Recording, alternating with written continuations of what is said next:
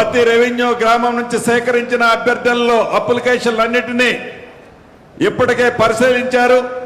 హైదరాబాద్లో 1వ తారీఖు నాడు కూర్చుంటాం.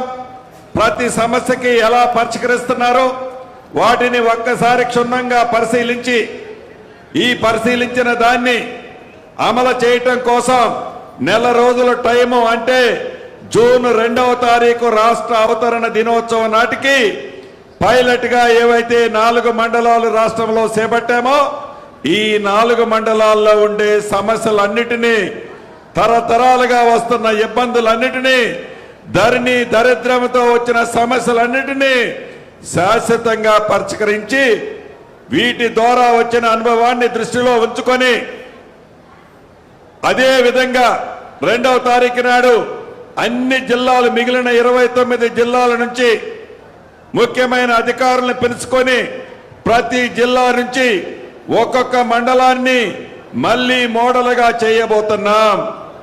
ఇవన్నీ కూడా జూన్ 2వ తారీఖు నాటికి ఒక పరిష్కార మార్గాన్ని కనుగొంటాం. అంతేకాదు జూన్ 2వ తారీఖు నుంచి రాష్ట్ర వ్యాప్తంగా అన్ని రెవెన్యూ గ్రామాలకి ఎంఆర్ఓలు మీ గ్రామానికే వస్తారు. ₹1 కూడా అప్లికేషన్ ఛార్జీ మీరెవరూ కట్టనవసరం లేదు. అప్లికేషన్తో పాటు ప్రభుత్వమే మీకు ఇంటి దగ్గరికి వస్తుంది. మీ సమస్యలు శాశ్వతంగా పరిష్కరిస్తుంది.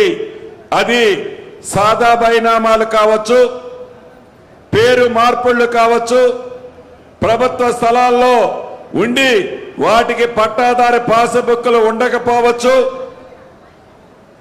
ఫారెస్ట్ భూములకి బోర్డర్ ఉండి ఫారెస్ట్ భూములు ప్రైవేటు భూముల మధ్య పంచాయతీలు అయ్యుండొచ్చు, ఇలా ఇంటి పేరు తప్పు ఉండొచ్చు, భూమి తక్కువగా పడి ఉండొచ్చు, ఒక సర్వే నెంబర్లో 10 కుంటలు ప్రభుత్వము ఏదో అభివృద్ధి కోసం తీసుకొని ఉంటే ఆ సర్వే నెంబర్ మొత్తం కూడా ప్రభుత్వ భూమి అని ధరణి పుణ్యం అంటూ రికార్డులో ఎక్కింది.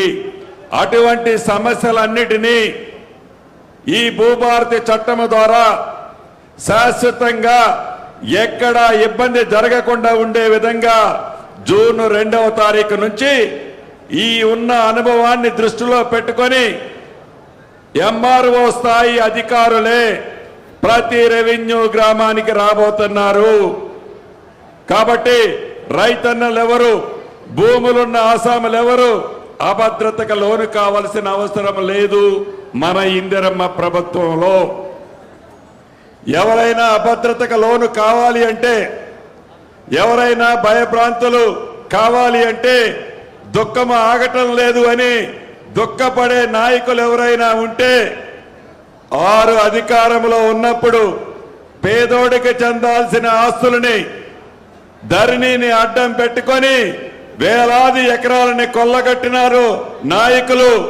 వారికి దుఃఖం రావాలి తప్ప సామాన్య ప్రజలకి ఎవరికి, రైతన్నలకు ఎవరికి, భూములున్న ఆసాములకు ఎవరికి దుఃఖం వచ్చే పరిస్థితి ఈ ఇందిరమ్మ ప్రభుత్వంలో ఈ భూభారత చట్టం ద్వారా రాదు అని స్పష్టంగా మీ అందరికీ తెలియజేస్తున్నాను.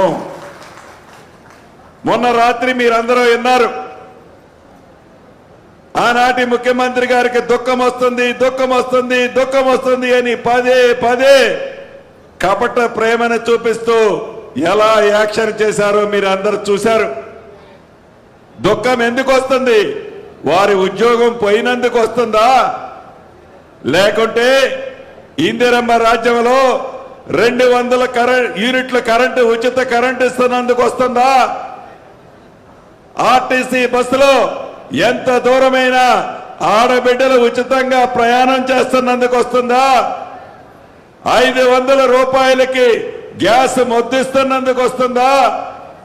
పేదవాళ్లకు జబ్బు చేస్తే 10 లక్షల రూపాయల వరకు రాజీవ్ ఆరోగ్యశ్రీ కార్యక్రమం ద్వారా వైద్యం చేస్తున్నందుకు మీకు దుఃఖం వస్తుందా? రాజు యువ వికాస్ ద్వారా సుమారు 50,000 నుంచి 5 లక్షల వరకు ప్రతి నియోజకవర్గానికి 3,000 నుంచి 4,000 మంది యువతకి నిధులు ఇస్తున్నందుకు మీకు దుఃఖం వస్తుందా? నా ఆడబిడ్డలకు ధనికులు తిన్న సన్న బియ్యం నా ఆడబిడ్డల ఇంటికి ఇస్తున్నందుకు మీకు దుఃఖం వస్తుందా? ప్రతి నియోజకవర్గానికి 3500 ఇందిరమ్మిళ్ళు ఇస్తున్నందుకు మీకు దుఃఖం వస్తుందా? ఎందుకు దుఃఖం వస్తుందో తెలంగాణ ప్రజలకి అర్థం కావటంలా. నాకు దుఃఖం వస్తుంది, నాకు దుఃఖం వస్తుంది. మీకు దుఃఖం వస్తే మీరు తప్పు చేశారు కాబట్టి కర్రు కాల్చి తెలంగాణ ప్రజలు 2 సార్లు మీకు వాత పెట్టారు. దానికి మీకు దుఃఖం వస్తే కపట ప్రేమని మళ్ళీ చూపించి రైతన్నలని, యువతని, అదే రకంగా యువతకు కూడా మీరు 10 సంవత్సరాల్లో ఈయనన్ని ఉద్యోగాలు 9 నెలలలో 57,000 ఉద్యోగాలు కూడా మన ఇందిరమ్మ ప్రభుత్వంలో ఇచ్చుకున్నాం. ఇవన్నీ ఇచ్చినందుక మీకు దుఃఖం వచ్చేది? ఈ భూభారతి అద్భుతంగా ధరణిని బంగాళాఖాతంలో వేసి భూభారతిని తీసుకొచ్చి పేదవాడికి, రైతన్నలకి, భూములున్న ఆసాములకి భద్రత కల్పిస్తున్నందుకు మీకు దుఃఖం వస్తుందా? ఎందుకు దుఃఖం వస్తుందో ఒక్కసారి మీరు ఆత్మ పరిశీలన చేసుకోవాలండి. మాజీ ముఖ్యమంత్రి గారు, ప్రజలు ఎవ్వరూ దుఃఖపడటంలా.